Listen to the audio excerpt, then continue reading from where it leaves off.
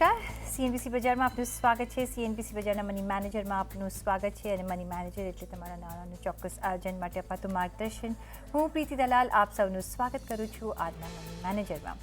Money મેનેજરમાં અમે હંમેશા રોકાણકારોને કહેતા હોઈએ છીએ કે મ્યુચ્યુઅલ ફંડ દ્વારા એસઆઈપીથી ધીમે ધીમે સતત રોકાણ કરી તમારા ફાઇનાન્શિયલ જર્ની કરતા રહો. આ જર્નીમાં તમારી સ્ટ્રેટેજી કેવી હોવી જોઈએ, એસઆઈપી ટોપ પર કરવી કે માર્કેટના બોટમ પર કરવી, અને એવા ઘણા બધા આપણા મનમાં સવાલ હોતા હોય છે. આ તમામ ચર્ચા આજે આપણે કરીશું. અને આ ચર્ચામાં આપણી સાથે જોડાયા છે વ્હાઇટ ઓકના associate director product and strategy તેમજ CFA ચિરાગ પટેલ. ચિરાગભાઈ, ઘણું સ્વાગત છે આપનું. અને તમે મની મેનેજરમાં ડેબ્યુ કરી રહ્યા છો તો વેરી વોર્મ વેલકમ. અને આપણે જે આજે તમે ટૉપિક સજેસ્ટ કર્યો તો હતો ને વિચ ઇઝ વેરી અપ્રોપ્રિએટ, કારણ કે એ બધાનો જ ક્વેશ્ચન હોય છે. આપણે કહેતા હોઈએ છીએ કે ભાઈ ડિરેક્ટ ઇન્વેસ્ટમેન્ટ તમે માર્કેટમાં ન કરવું હોય તો મ્યુચ્યુઅલ ફંડ થકી કરો, અને જો તમારી પાસે લમસમ ન હોય તો તમે એસઆઈપી કરો, લમસમ હોય તો પણ એસઆઈપી કરો. શા માટે? એવા ઘણા બધા સવાલ આવતા હોય છે. અને ક્યારે એન્ટ્રી કરવી જોઈએ, ક્યારે નહીં કરવી જોઈએ, કેટલો અમાઉન્ટ કરવો જોઈએ, એમ્પલ ઓફ ક્વેશ્ચન્સ હોય છે. અને આઈ થિંક આજે આપણા દર્શકોને બધા જ સવાલોનો જવાબ મળી જશે. તો ફર્સ્ટ ઓફ ઓલ, એસઆઈપી એવું માધ્યમ છે કે નાનાથી નાનો વર્ગ અને નાનાથી નાના અમાઉન્ટથી તમે માર્કેટમાં ઇક્વિટી માર્કેટમાં એન્ટ્રી લઈ શકો છો. કઈ રીતના તમે આ જોઈ રહ્યા છો, આ mode of SIP towards the growth of equity market અને towards the growth of investors portfolio, કઈ રીતના તમે જોયો છે આટલા વર્ષોમાં? સો બેસિકલી આપણે જ્યારે નાના હતા ત્યારે એક વર્ડ સાંભળતા, રિકરિંગ ડિપોઝિટ્સ, રાઈટ? આજે એ વર્ડ ચેન્જ થઈને એસઆઈપી થઈ ગયો છે. એસઆઈપી એક હાઉસહોલ્ડ નામ બની ગયું છે. અને આજે હું તમને વાત કરું તો મંથલી જે એસઆઈપીનો ફ્લો છે એ 18,000 કરોડનો છે. તો 2016માં એ હતો એના કરતાં 4 ગણો વધી ગયો છે. અને તમે એની ક્યુમ્યુલેટિવ ઇમ્પેક્ટ જુઓ તો ઘણીવાર એફપીઆઈના આઉટફ્લો કરતાં પણ મ્યુચ્યુઅલ ફંડનો જે એસઆઈપી થ્રુ ઇનફ્લો છે એ વધી ગયો છે. અને આજે એક વસ્તુ ચોક્કસપણે કહી શકું કે એસઆઈપી એ મ્યુચ્યુઅલ ફંડ કરતાં પણ મોટી બ્રાન્ડ બની ગઈ છે. એટલે ઘણા લોકોને ખબર નથી હોતી કે મ્યુચ્યુઅલ ફંડમાં જ એસઆઈપી થાય છે. એમ જ કહે છે કે મારે એસઆઈપી કરવી છે, મ્યુચ્યુઅલ ફંડ નથી કરવું. એ ફ્રેમ બની ગયો છે. તો એક વસ્તુ એક રિટેલ રોકાણકારમાં તો ચોક્કસપણે કહી શકું કે એસઆઈપી એ મ્યુચ્યુઅલ ફંડ કરતાં મોટી બ્રાન્ડ છે. શ્યોર, સાચી વાત કહી તમે. કારણ કે મ્યુચ્યુઅલ ફંડ નહીં હોય કે હું એસઆઈપી કરી રહ્યો છું, એસઆઈપી હું મ્યુચ્યુઅલ ફંડમાં નથી નાખી રહ્યો છું એમ નહીં કે હું એસઆઈપી કરી રહ્યો છું. એટલે તમે જે કહ્યું એ રાઇટલી છે કે એક મોટો હવે એક એસઆઈપી ઇટસેલ્ફ એક બ્રાન્ડ બની ગઈ છે, રાઈટ?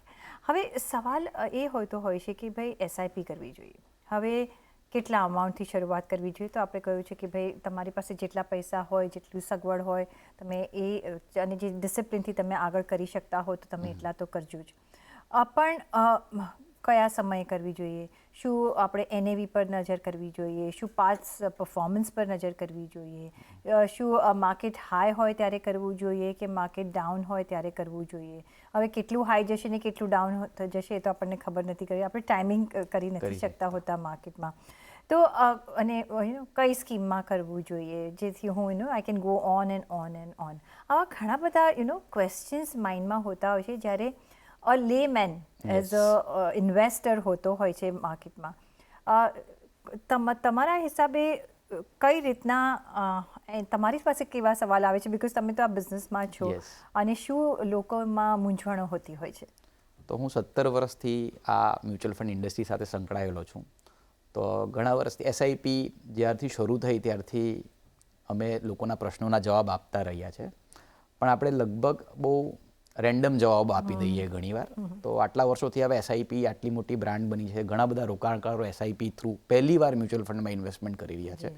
તો એમને ઘણા બધા પ્રશ્નો છે.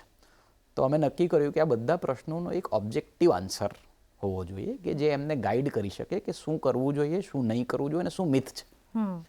ઘણીવાર લોકો એવી વસ્તુ પર વધારે સમય કાઢે છે કે જેનાથી વળતરમાં કે જેનાથી તમારા એન્ડ રિઝલ્ટમાં કોઈ મોટો ફરક પડતો નથી. તો એ મિથ પણ બસ્ટ કરવા બહુ જરૂરી છે. તો અમે એક નાનું એસઆઈપી એનાલિસિસ રિપોર્ટ બનાવ્યો જેમાં આ બધા જે ઇમ્પોર્ટન્ટ ક્વેશ્ચન છે જે એક રોકાણકારે એસઆઈપી શરૂ કરવા પહેલાં સમજવા જોઈએ એ અમે કવર કરવાની કોશિશ કરી છે. જેમ કે એક બહુ જ સામાન્ય કે કેટલા સમયની એસઆઈપી કરવી જોઈએ, રાઈટ?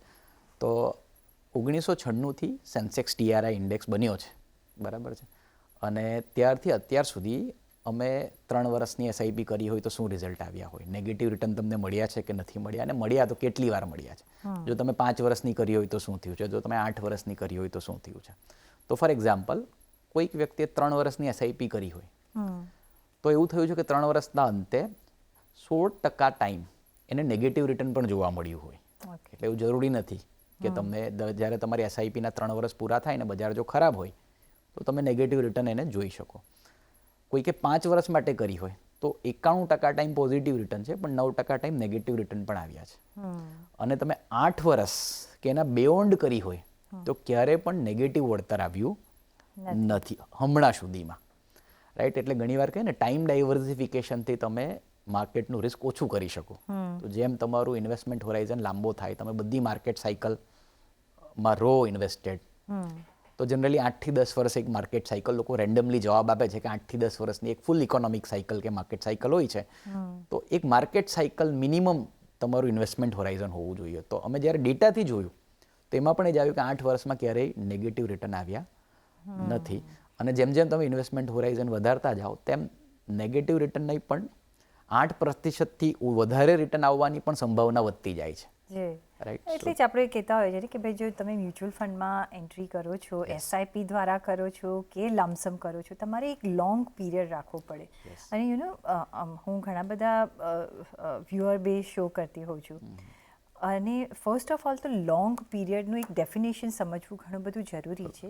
બિકોઝ જે મને વ્યુઅર્સના ક્વેશ્ચન આવતા હોય છે, બજાર હેલ્પલાઇન કરીને હું ઇક્વિટી બેઝ શો કરું છું, પર્ટિક્યુલર સ્ક્રિપ્ટ માટે લઈને પૂછતા હોય કે મારી પાસે સ્ક્રિપ્ટમાં મારે રોકાણ કરવું છે લોંગ ટાઈમ માટે, એટલે કે 1 વર્ષ માટે. That is not long time, એ આપણે શોર્ટ ટર્મ માટે ગણતા હોઈએ છીએ, શોર્ટ પીરિયડ માટે ગણતા હોઈએ છીએ. એટલે એ પણ સમજવું ઘણું જરૂરી છે. અને પાવર ઓફ કમ્પાઉન્ડિંગ ક્યારે થાય છે એ પણ સમજવું ઘણું જરૂરી છે. જેમ તમે કહ્યું કે 8 વર્ષ પ્લસમાં જો તમે રાખો છો, જે આઈ થિંક અમે પણ અમારા શોઝમાં એ જ બોલતા રહ્યા છે આટલા વખતથી કે લોંગ ટર્મ માટે તમે રાખો. એટલે જ મેં તમને કીધું લોંગ ટર્મને ડિફાઇન કરવો બહુ જરૂરી છે એક લેમેન રોકાણકાર માટે. એટલે આપણે ઘણીવાર એમ બોલી દઈએ છે લોંગ ટર્મ. હવે કોઈ ટ્રેડર માટે લોંગ ટર્મ શું હોય, તો એક ભાઈએ મને જવાબ આપ્યો, ચિરાગભાઈ 9:30 વાગ્યાથી 3 વાગ્યા સુધી તો રાખ્યો કે હજી કેટલું લોંગ ટર્મ રાખો કે. Trader perspective. હા, સો એટલે લોંગ ટર્મનો એક ઓબ્જેક્ટિવ ઇન્ડિકેટિવ હોરાઇઝન આપવો ઘણો જરૂરી છે. પણ મ્યુચ્યુઅલ ફંડમાં SIPમાં હવે ટ્રેડર ઝોન નથી હોતો, અને ટ્રેડર ઝોન એ જે સમજી શકે છે એ લોકો જ કરી શકે છે. અને વી ઓલવેઝ સે કે ઇન્વેસ્ટમેન્ટ કરો, ટ્રેડિંગ માટે આપણે નહીં, જેને સમજ હોય એ જ કરે, આપણા માટે એ નથી. પણ બીજા કયા એવા મૂંઝવણો તમે જોઈ છે? તમે કહ્યું કે તમે ઘણા બધાના એક ઓબ્જેક્ટિવ આન્સર્સ આપ્યા છે, તો કયા એવા ક્વેશ્ચન્સ તમારી પાસે આવ્યા છે કે જે SIP કોઈને શરૂ કરવી હોય, કન્ટિન્યુ કરવી હોય, જેનાથી આપણે મેક્સિમમ રિટર્ન્સ મળી શકે, એના માટે કયા એવા મિથ્સ હતા જે તમે રિઝોલ્વ કરવાની કોશિશ કરી છે તમારા રિપોર્ટમાં? તો જેમ કે આપણે એક હોરાઇઝન ઉપર તો પહેલાં ચર્ચા કરી લીધી કે પહેલાં તો તમારે ડિસાઇડ કરવું પડે છે કે તમારે જવું ક્યાં છે, રાઈટ. તમારા કયા ગોલ માટે તમારે SIP કરવી છે. તો આપણે એક ટાઈમ હોરાઇઝન ડિફાઇન કરી લો, 8 વર્ષ, 10 વર્ષ, 15 વર્ષ. પછી જે બીજો પ્રશ્ન છે જે પૂછવામાં આવે છે કે કઈ સ્કીમમાં કરવું જોઈએ, લાર્જ કેપમાં કરવું જોઈએ, મિડ કેપમાં કરવું જોઈએ કે સ્મોલ કેપમાં કરવું જોઈએ. આ પણ એક બહુ પ્રોમિનન્ટ ક્વેશ્ચન હોય છે જે લોકો પૂછતા રહે છે. તો જનરલી SIPમાં ઇન્વેસ્ટમેન્ટ હોરાઇઝન લાંબો હોય છે. આપણે એક 10 વર્ષના હોરાઇઝનને બોલપાર્ક ફિગર તરીકે રાખીએ તો અમે જોયું છે કે તમે લાર્જ કેપમાં SIP કરી હોય કે મિડ કેપમાં કે સ્મોલ કેપમાં, એટલે લાર્જ કેપ માટે આપણે કોઈ પણ નિફ્ટી 100 ઇન્ડેક્સ લઈ લઈએ, મિડ કેપ માટે નિફ્ટી મિડ કેપ 150 TRI અને સ્મોલ કેપ માટે નિફ્ટી 250 TRI. તો એક વસ્તુ જોવા મળી છે કે વધુ રિટર્ન આવવાની સંભાવના મિડ કેપમાં વધુ છે. એટલે 15%થી વધુ રિટર્ન મિડ કેપ ફંડમાં SIPમાં 75% ટાઈમ આવ્યું છે, જે લાર્જ કેપમાં 7% ટાઈમ જ આવ્યું છે. એટલે તમારી રિટર્નની અપેક્ષા વધુ હોય, રાઈટ, 12% કરતાં કે 15% કરતાં વધુ હોય તો તમારે મિડ કેપ ફંડમાં SIP કરવી જોઈએ. પણ તમારી રિટર્નની એક્સપેક્ટેશન ઓછી હોય, તમારા ગોલ માટે ઓછા રિટર્નની જરૂરિયાત હોય અને તમને વોલેટિલિટી ઓછી જોઈતી હોય તો લાર્જ કેપ ફંડ વધારે સારું છે. એટલે 15%થી વધુ રિટર્ન આપવાની સૌથી વધુ સંભાવના મિડ કેપ ફંડમાં છે, એના પછી સ્મોલ કેપમાં અને એના પછી લાર્જ કેપમાં. તો this is what is the order. પણ એઝ અ ઇન્વેસ્ટર મને મારી ફંડ સિક્યોરિટી બી જોઈએ છે, એક્ઝેક્ટલી. મને હાઈ રિટર્ન્સ પણ જોઈએ છે. અને આપણે યુઝ્યુઅલી કહેતા હોય છે કે મિડ કેપ અને સ્મોલ કેપમાં તમારી રિસ્ક પ્રોપેન્સિટી સાથે તમે ઇન્વેસ્ટ કરો, પછી એ થ્રુ સ્ટોક હોય કે તમે મ્યુચ્યુઅલ ફંડ દ્વારા કરતા હો. અને તમારી એજ વાઇઝ મે બી તમે જોઈ લો કે કઈ રીતના તમે રિસ્ક પ્રોફાઇલ છે તમારું રાધર. તો ઓફકોર્સ આ તો સાથે જતું નથી કે લાર્જ કેપ પણ જોઈએ, શ્યોરિટી પણ જોઈએ કે મારું કેપિટલ કંઈ ના જાય ને મને હાઈ રિટર્ન્સ પણ જોઈએ. તો એ તો બેસતું નથી. તો તમે જેમ કહ્યું કે મિડ કેપમાં સૌથી વધારે તમને રિટર્ન્સ મળ્યા છે, ફોલોડ બાય સ્મોલ કેપ અને ફોલોડ બાય લાર્જ કેપ. પણ જે ફર્સ્ટ ટુ કેટેગરીમાં આવે છે, રેન્કિંગમાં આવે છે, એમાં રિસ્ક પ્રોપેન્સિટી પણ વધારે છે. પછી તમે ડાયરેક્ટલી કરો કે મિડ કેપ થ્રુ SIP કરો કે મ્યુચ્યુઅલ ફંડ થ્રુ કરો? સો બેસિકલી જ્યારે તમે SIP કરો છો ત્યારે એક 15 વર્ષની કરી કે 10 વર્ષની કરી તમે દર મહિને કંઈક ઇન્વેસ્ટમેન્ટ કરો છો. તો જ્યારે બજાર વધે છે ત્યારે તમને ઓછા યુનિટ મળે છે, કેમ કે તમારા યુનિટની પ્રાઇસ વધી જાય છે. હવે બજાર ઘટે છે રાઈટ, ત્યારે તમને વધારે યુનિટ મળે છે. હવે લમસમ ઇન્વેસ્ટમેન્ટ હોય તો ઘટાડે બજારમાં જો તમે ઇન્વેસ્ટ ના કરો તો તમને સારા રિટર્ન્સ કદાચ ના મળે.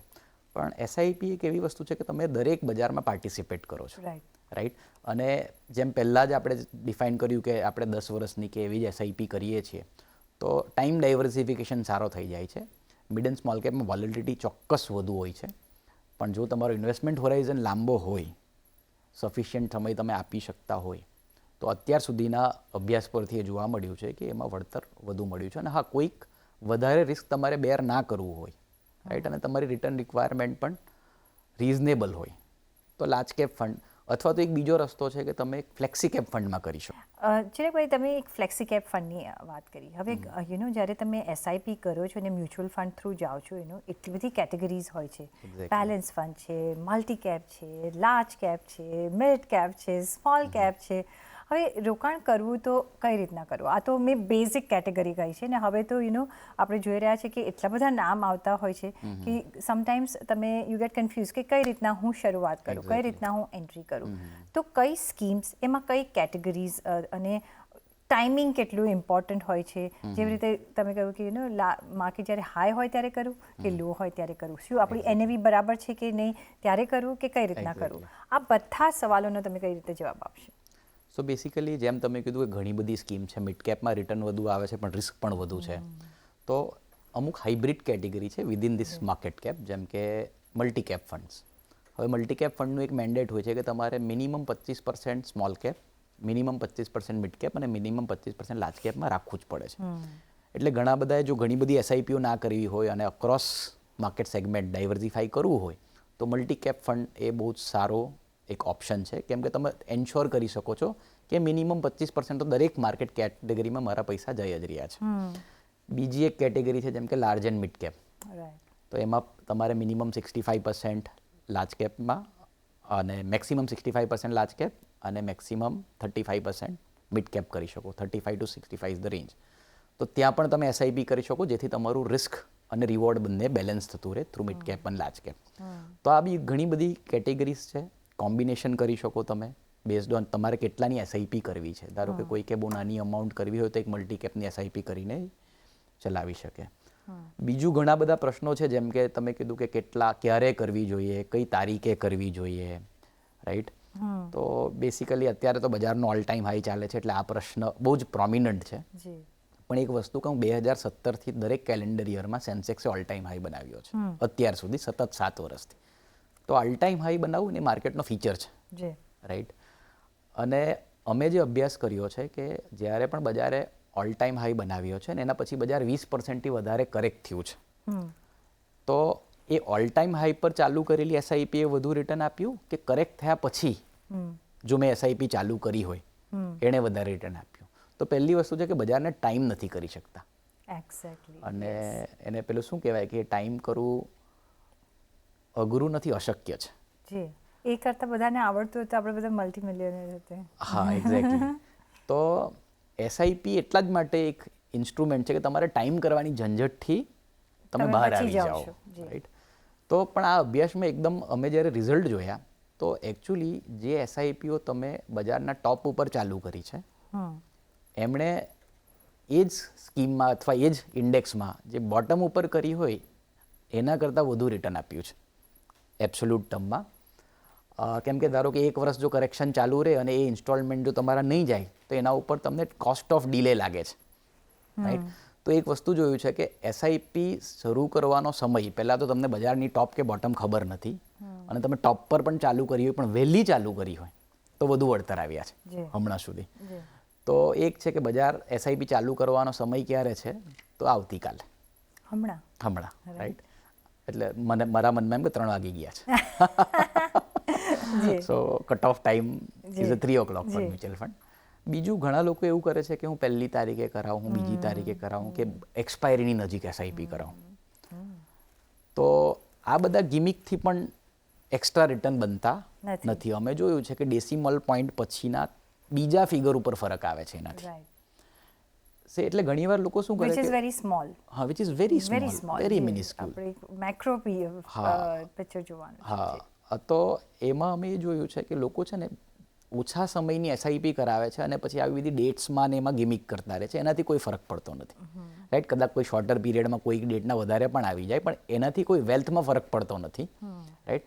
પણ જ્યારે તમે લાંબી એસઆઈપી કરો, તમે કોઈ પણ દિવસે એસઆઈપી કરો, બધાના રિટર્ન સેમ જ આવ્યા છે. 1 તારીખે કરી હોય, 25એ કરી હોય કે 28એ કરી હોય, રાઈટ. It doesn't matter. તો સાચી ડેટ કઈ?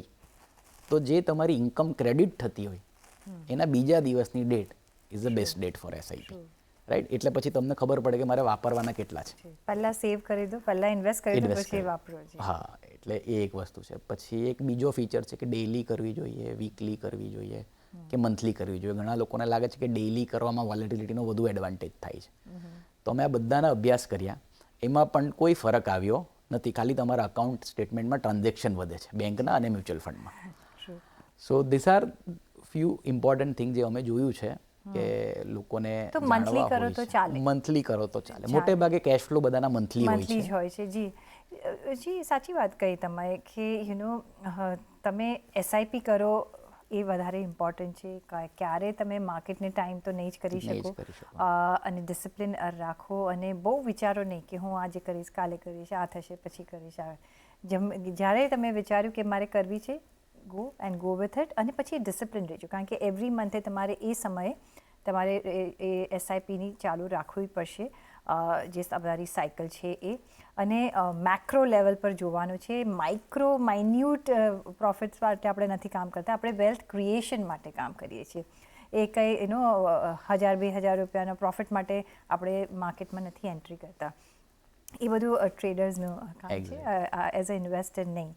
સો ફાઇનલી જો આપણે કોઈ બિગિનર છે અને તમે કહ્યું કે જે પહેલેથી શરૂ કરશે, પછી જે યંગસ્ટર્સ છે ખાસ કરીને ઘણા બધા હવે માર્કેટમાં આવી રહ્યા છે, કઈ રીતના તમે એમને એડવાઇસ કરશો કે કઈ રીતના શરૂઆત કરવી જોઈએ to earn the maximum benefits of the market અને તમારો પોર્ટફોલિયો વેન તમે થોડા વર્ષો એમાં ઇન્વેસ્ટેડ રહો અને તો તમને ખબર પડશે કે કઈ રીતના તમારો ગ્રો થયું છે પોર્ટફોલિયો. શું એડવાઇસ? ભારત એક યંગ કન્ટ્રી છે.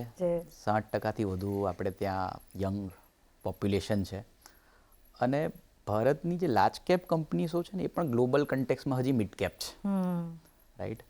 અને ઘણી બધી મિડ કેપ લાર્જ કેપ બનશે ભારતમાં. તો બધા જ સેગમેન્ટમાં ઓપોર્ચ્યુનિટી છે. લાર્જ કેપમાં સેફટી વધારે છે, વોલેટિલિટી ઓછી છે. મિડ કેપ અને સ્મોલ કેપમાં રિટર્ન પોટેન્શિયલ વધારે છે, વોલેટિલિટી વધુ છે. તો ભારતની સાથે ગ્રો કરવું હોય તો એસઆઈપી એક સરસ એના માટેનો રસ્તો છે.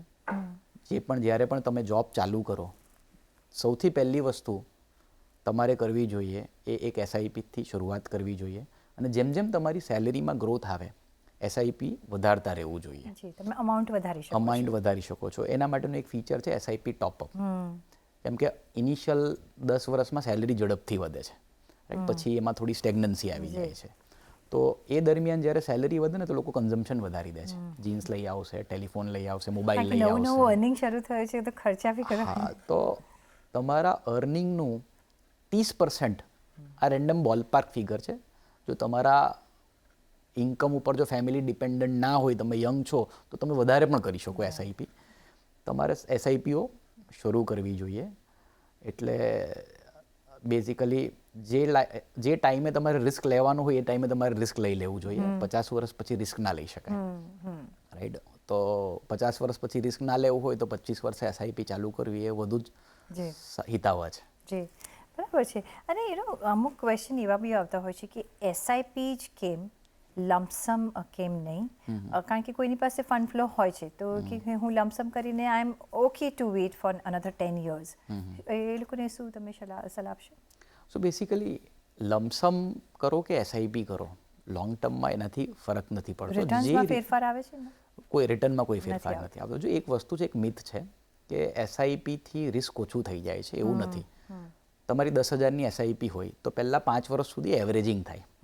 પછી જે 5 વર્ષે તમારી વેલ્થ ભેગી થઈ હોય કે 10 વર્ષે તમારી વેલ્થ ભેગી થઈ હોય તો લમસમની જેમ જ કામ કરશે. એના ઉપર 9-10,000નું ઇન્વેસ્ટમેન્ટ છે એ કંઈ એવરેજિંગ ના કરી શકે, રાઈટ? તો 5 વર્ષ પછી જો તમારા ભેગા થયેલા પૈસા છે તો લમસમની જેમ જ કામ કરશે, રાઈટ? તો મોટાભાગના લોકોનો કેશ ફ્લો એ મંથલી હોય છે, રાઈટ? એટલે આપણે એને એસઆઈપી કરે છે. અને ઇન્ડિયા યંગ કન્ટ્રી છે. જો 2 ટાઈપના લોકો છે, એક જેની પાસે વેલ્થ બની ગઈ છે અને બીજા જેણે વેલ્થ બનાવવી છે. હવે જે વેલ્થ બની ગઈ છે એને મંથલી કેશ ફ્લો જોઈ છે, અને જેણે વેલ્થ બનાવવી છે એણે પહેલાં એસઆઈપી કરવી પડશે, પછી એને પણ મંથલી કેશ ફ્લો જોઈ છે, રાઈટ? પણ જે આ બીજો વર્ગ છે બહુ મોટો છે ભારતમાં, રાઈટ? અને જે ઓલરેડી વેલ્ધી છે એ નાનો વર્ગ છે, ઓબ્વિયસ રીઝન. એટલે એવું કશું નથી કે તમે એસઆઈપી કરો તો લમસમ કરતાં વધુ રિટર્ન આપશે. જો તમારી પાસે 5 લાખ રૂપિયા લમસમ બેંકમાં પડ્યા હોય ફોર એક્ઝામ્પલ, અને તમે એની 5 વર્ષની એસઆઈપી કરો, બરાબર, એના કરતાં એ 5 લાખ રૂપિયા તમે સાથે રોકી દો ને તો 10 વર્ષે વધુ વળતર આપે, જો તમારા વેલ્યુએશન આજના બરાબર હોય તો. આપણી લાસ્ટ ક્વેશ્ચન, એસઆઈપી જ આપણે કરીએ અને ડિરેક્ટ ઇન્વેસ્ટમેન્ટ ઇક્વિટી માર્કેટમાં ન કરીએ તો કઈ રીતના વળતર મળે છે? કારણ કે ઘણો બધો એક એવો વર્ગ છે કે ડિરેક્ટલી નથી ઇન્વેસ્ટ કરતા, એસઆઈપી થ્રુ જ ઇન્વેસ્ટ કરે છે, મ્યુચ્યુઅલ ફંડ થ્રુ જ રોકાણ કરે છે. શું એ લોકોને સેમ રિટર્ન્સ મળશે એઝ અગેન્સ્ટ ડાયરેક્ટ ઇન્વેસ્ટર્સ કે અહીંયા પણ આપણે તમે ફેરફાર જોયો છે? આ એક એવો પ્રશ્ન છે ને જેના એક સીધો આન્સર નથી. એટલે મારે એપેન્ડિક્સનું ઓપરેશન જાતે કરવું જોઈએ કે નહીં એ ડિપેન્ડ કરે હું ડૉક્ટર છું કે નહીં, રાઈટ? મારા ફેમિલીનું પણ કરવું હોય તો. જો તમને શેર બજાર વિશે જાણકારી હોય, તમારો એક્સપિરિયન્સ હોય, એટલે ફોર એક્ઝામ્પલ હું એક રેન્ડમ તમે જે કંપની ખરીદી હોય એના વિશે 5 લાઇન કે 5 પેજ ભરીને લખી શકો તો તમને ખબર પડે છે તમે શું કરો છો. જો તમને જાણકારી હોય, તમારી પાસે analysis, primary research, secondary research કરવાની કેપેબિલિટી હોય તો તમે શેર બજાર પણ કરી શકો, દર મહિને એમાં પણ ઇન્વેસ્ટ કરી શકો. પણ તમારી પાસે બેસિક જાણકારી, અનુભવ, હા, અને જાણકારી અને અનુભવ એવી વસ્તુ છે ને, જાણકારી કદાચ તમને 3 દિવસના સેશનમાં મળી શકે પણ અનુભવ માટે 15 વર્ષ 20 વર્ષ પણ ઓછા પડે.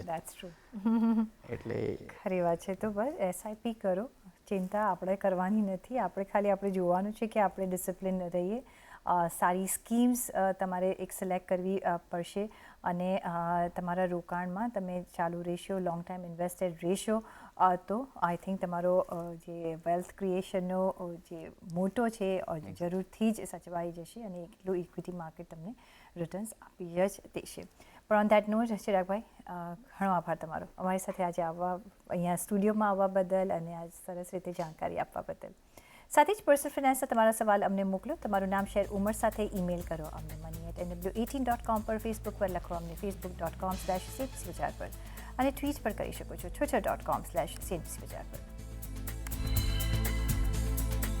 સાથે જ મને આપશો રજા, પણ જોડાયેલા રહેજો CNBC સાથે. નમસ્કાર.